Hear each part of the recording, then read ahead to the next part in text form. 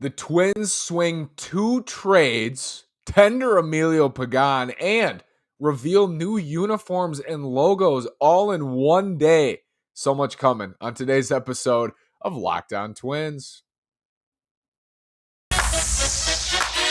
You are Locked On Twins, your daily Minnesota Twins podcast, part of the Locked On Podcast Network, your team every day.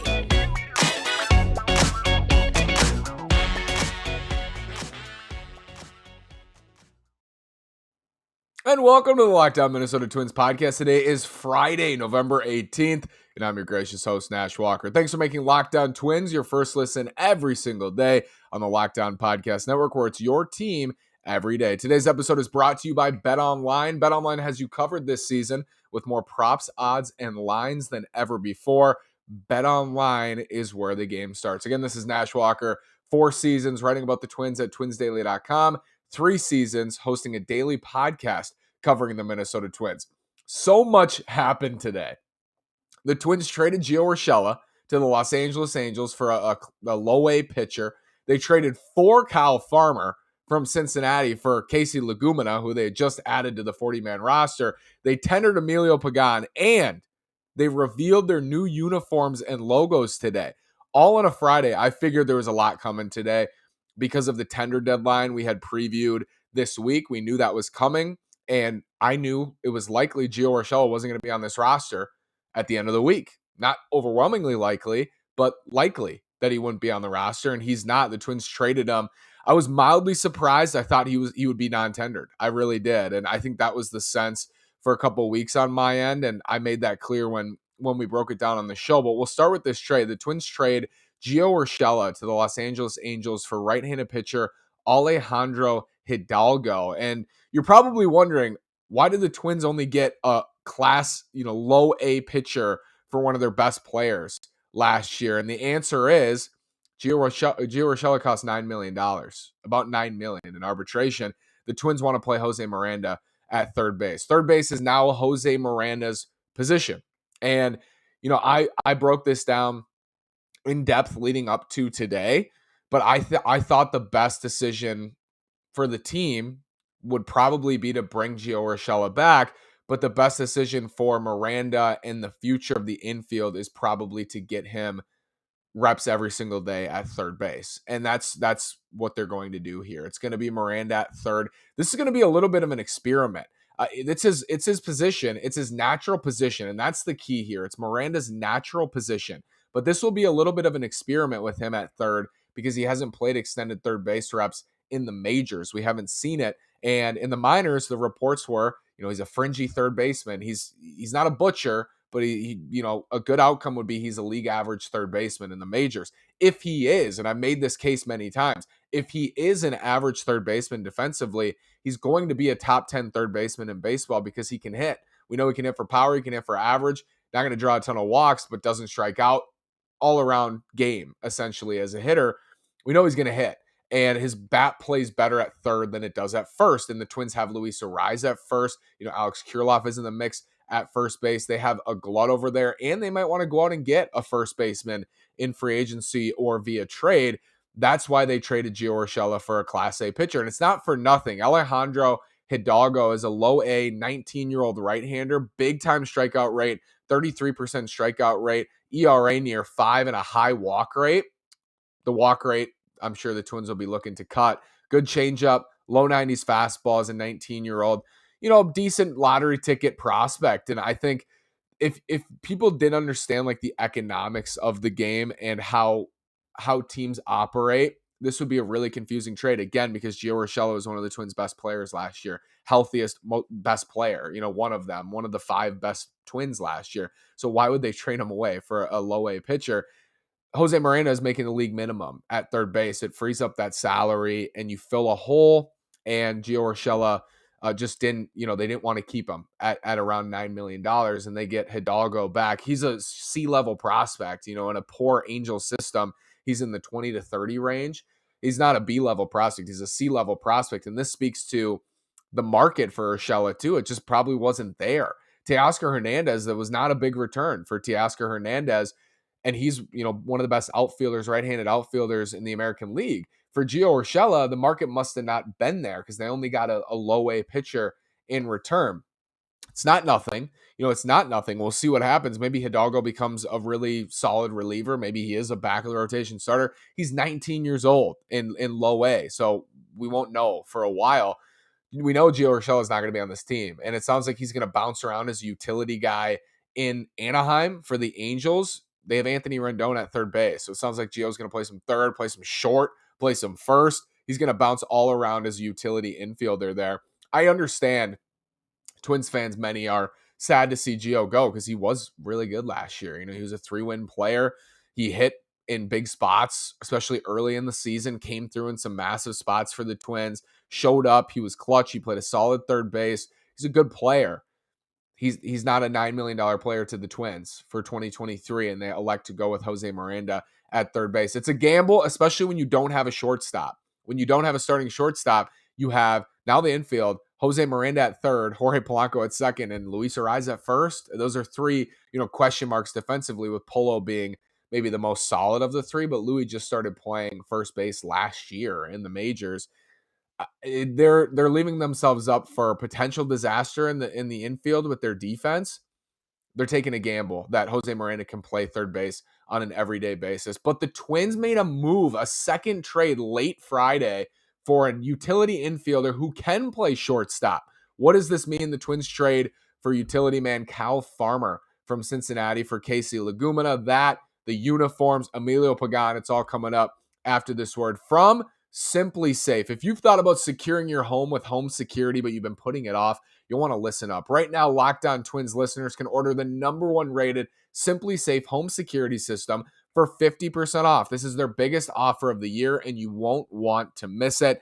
In an emergency, 24/7 professional monitoring agents use Fast Protect technology exclusively from Simply Safe to capture critical evidence and verify the threat is real, so you can get priority police response. Simply Safe is whole home security with advanced sensors for every room, window, and door, HD security cameras for inside and out. Don't miss your chance to save big on the only security system we recommend at Locked On.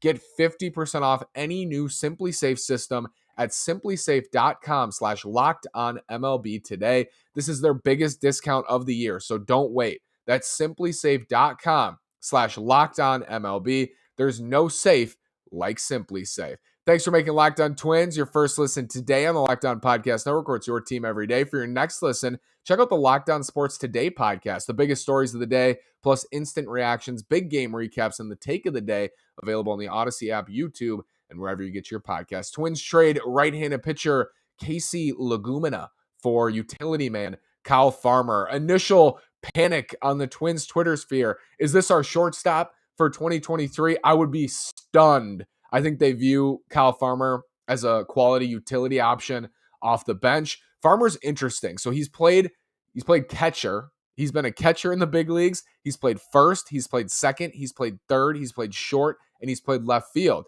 He played 842 innings at shortstop in 2022. A lot of innings at short. 0 defensive runs saved is average at short, -3 outs above average. In his career, he's played almost 2,000 innings at short, and he's +4 in defensive runs saved, +3 in outs above average for his career. Getting older, right-handed bat. He's 32. He'll be 33 next August. The thing I like about Kyle Farmer, and Tom Froemming tweeted about this right away, and I wondered about this because I know Kyle Farmer, and I remember knowing that he crushes left-handed pitching, and boy, does he. In his career, 288 average against lefties, 345 on base percentage, slugging 492 with an OPS at 837. That's a weighted runs created plus of 122. League average is 100, and against right-handed pitching, he's at 72. So Kyle Farmer is a platoon utility infielder. That's how I view him. That's what his role should be. And he's a quality platoon utility infielder. So why would the Twins trade away Gio and save that $9 million and then take on Kyle Farmer, who's expected to make $6 million via arbitration? They're both infielders. They both play third base. Farmer can play short. That's the biggest difference here. The Twins last year, even with Carlos Correa, didn't have a quality backup shortstop. Palacios was filling in.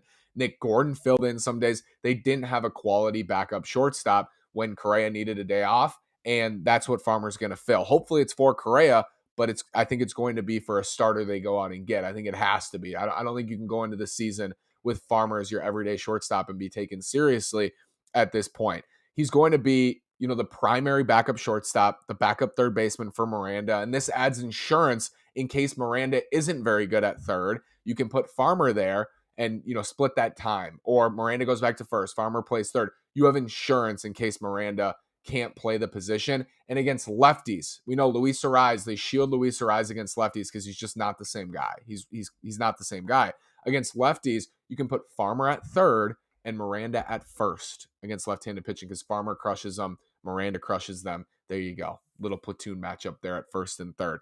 I like this get for the Twins. $6 million is a little rich, but he's in his second year of arbitration, so he's under team control through next year if the Twins want to keep him beyond 2023. Here's a look at the roster right now if you're watching on YouTube, and I'm gonna update this. I just tweeted 1.0, and then like a half hour later, the Twins traded for Farmer, so I had to do 2.0. But in the outfield, I have Kirilloff, Buxton, Kepler in the grass. Miranda's at third. Shortstop is a question mark. Second base is Polanco. First base is Luis Arraez. Rotation, Gray, Malley, Ryan, Ober, Maeda.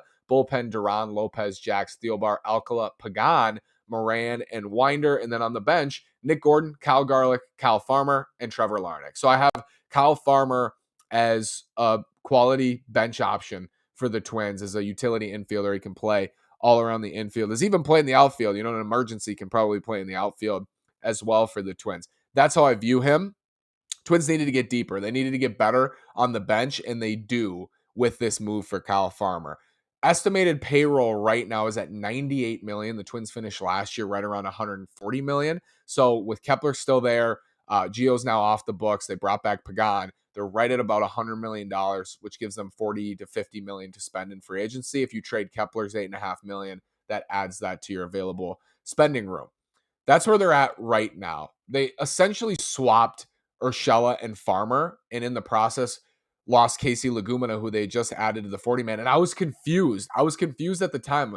Legumina didn't have the numbers. I was wondering why they protected Casey Legumina and not like Miziel Urbina. I mean, I understood with Urbina, but like Michael Hellman or somebody else. And maybe it's because they were planning to trade Legumina. Like this has been in the background since the 40-man deadline, which I think was Tuesday. So they traded Legumina. They get Farmer back. That's a straight up, 40-man move. They freed a 40-man spot when they traded Gio Urshela. So think of it this way. The Twins traded Urshela and Legumina for Cal Farmer and Hidalgo, and they saved $3 million in salary. So, negligible in salary. But with Farmer, they get somebody who can play short. That's the biggest difference. And he's not as quality of a player as Gio, but Gio's limited, and the Angels don't see it that way, which is the irony in all of this. The Twins traded Urshela because they don't view him as a viable backup shortstop. They don't even view him, I think, as a viable backup second baseman or first baseman, but the Angels traded for him thinking he was that guy and he'll be that guy for them. That's how the Twins view Kyle Farmer. They view Kyle Farmer that way, that he'll be this quality utility man off the bench for them. Hopefully that's how they view him. I'll be shocked if they viewed him otherwise, but I think that's how they view Kyle Farmer, and that's a good role for him. He's a lefty crusher in his career. It's a long career for Kyle Farmer of hitting left-handed pitching in his career. 386 at-bats against lefties and really good numbers across the board. 18 home runs, 21 doubles, mentioned 288 batting average, weighted runs created plus at 122. Interesting day for the Twins, and they revealed their new uniforms. My thoughts on those, and they tendered Emilio Pagan. After this word from BetOnline. BetOnline is your number one source for betting info, stats, news, and analysis. Get the latest odds and trends for every professional and amateur league out there. From football to basketball to soccer and esports, we've got it all at betonline.net. And if you love sports podcasts, you can find those at BetOnline as well. We're always the fastest and easiest way to get your betting fix. Head to the website today or use your mobile device to learn more. BetOnline is where the game starts. Again, it's not just football. I always mention this. There's basketball, college, NBA, the NHL, anything you're looking for at BetOnline. They have podcasts even. If you're looking for more podcast fix, they have that at BetOnline. After you listen to Locked On Twins, Locked On Sports Today, Locked On MLB, all the Locked On shows, head over to BetOnline, check out what they have to offer as well. BetOnline.net is where the game starts. Thank you, BetOnline, for sponsoring today's episode. The Twins tender Emilio Pagan, which to me is surprising. It's surprising to me. I didn't think he would be back. I don't think he should be back. I think this situation with Pagan is, I think it's complex in a way. I think they're making it more complex than it has to be. To me, Pagan and Alexander Colome are this. It's like the same situation. Like Colome blew so many games for the Twins in 2021, and the Twins had a club option on him, and it was such an easy decline because and he was good in the second half. Like he pulled it together in the second half, and he was the guy the Twins thought they were signing. There was just so much negativity there from the team, from, and not him as a person. I don't mean him as a person, in the results early on, because he blew so many games in the first half. It was just, we're going to move on now. That's going to be it. And that's how I thought this situation was going to go with Emilio Pagan. I thought because he had blown so many key games for the Twins, that's it. We're done. The stuff is there. The Twins clearly love his stuff. And Dan Hayes reporting other teams were calling on Pagan as well, which the Twins probably should have just traded him to the teams that were calling. But in his final year of arbitration, the Twins are going to give him $3-4 million to be in the bullpen. Maybe it's not a huge risk to have him as your sixth inning guy in your bullpen. The Twins went into the year last year. He was their closer last year going into the year because they traded Rogers for him and Chris Paddock. He was their closer. Maybe there's less risk with him as a sixth inning guy. I just don't know if it's worth it. I don't think it is. Like, I don't think it's worth the risk. He hasn't been good for years. I understand his stuff is good. At times last year, I even defended his stuff and I said the fastball velo's there, the swing and miss is there, the spin rates are there. But man, the results are not. We're talking about 3 seasons, going back to the COVID season, almost a full starter's load. 22 innings in the COVID season, he had a 4.50 ERA. 63 and a third for San Diego in 2021. He had a 4.83 ERA. And then with the Twins last year, a 4.43 ERA. So that's 3 seasons with an ERA, near 4.50 or above. And in those 3 years, he's pitched in 148 games, has a 4.61 ERA. And this is not one of those situations where the underlying numbers are so great. His FIP is 4.71. It's expected. His ERA is expected. He gives up way too many homers, 32 home runs in the last 3 seasons in 148 games for Emilio Pagan. He's a home run machine, and I don't think it's worth it anymore to try to get that extra oomph out of him. Like, oh, maybe he'll give us a 3.50 ERA in the 6th inning in 2023. It's not worth it to me. A little bit of a shocker. I don't like that decision to bring him back. Honestly, maybe they trade him. I don't like the decision. Twins unveiled their new uniforms. If you're watching on YouTube, these 4, the road pinstripes, the home whites, the home alts or the road alts, home and road alts, blue, and the Twin Cities cream, which will be worn at home as kind of the new baby blue, is the Twin Cities cream. My initial thoughts is I grew up with the road pinstripes, the gray road pinstripes. I love those. I love the gray pinstripes. I think the Twins are going to look super sharp on the road. I personally don't really care about hats as much as other people, like what's on the cap, but I also agree that the M is weird and it does look like the Marlins logo. It looks so much like the Marlins logo with the star on top of the M, because with the Marlins, I'm thinking of the fish coming through, and that's what I think of when I see the star, like the North Star above the M. I'm not crazy about the hats, but everything else I really, really like. I love the road gray pinstripes. I think the home is really clean with the red, white, and blue. The blue jersey, like give or take, it's fine. And then the cream is a nice touch with Twin Cities on the front. Actually, the cream is what I thought they were going to do for the City Connect, something like Twin Cities on the front. They do it now, and they have it ready, and it's got that Minnie and Paul on the sleeve. I always love the jerseys with Minnesota across the chest, especially on the road, and they keep that. I like it. I really like it. I think they did a nice job with these, and I think the Twins are going to look really sharp in 2023 and beyond. And my hope is that the Twins will win a playoff game in these jerseys at some point. At some point in the future, they will win a playoff game in these jerseys. One of them, or hopefully multiple of these jerseys. Something else I really like, I'll bring up. I love the state logo on the sleeve of the home. I don't know if it's on the sleeve of the pinstripe, but of the home white, they have the state of Minnesota with the star, like where Target Field would be, on the sleeve. And I think it's great. And those TC hats are with the home whites, and then they have the cream TC with the cream Twin Cities jerseys. I like those a lot. The M hat, again, I think is weird. I agree with the masses there. I think the M hat is weird, but I'm in love with the road pinstripes. I love the stripes coming back, and those jerseys are I hold those close to my heart because I remember watching Johan Santana pitch in that red lettering Minnesota across his chest with the gray and the pinstripes on the road. Love those. And again, overall, like the logo looks the same. The TC, they adjusted it. It looks a little bit different, but it's basically the same logo. Overall, I think they did a really nice job. These are modern, they're clean. I especially like those road unis, and I think the cream alts are a nice touch. I will miss the baby blues. The baby blues were really pretty, especially on a Sunday. The Twins wore them a lot, and I think they like them, but they're tossing them in the trash, I guess. So they're gonna replace them with those creams.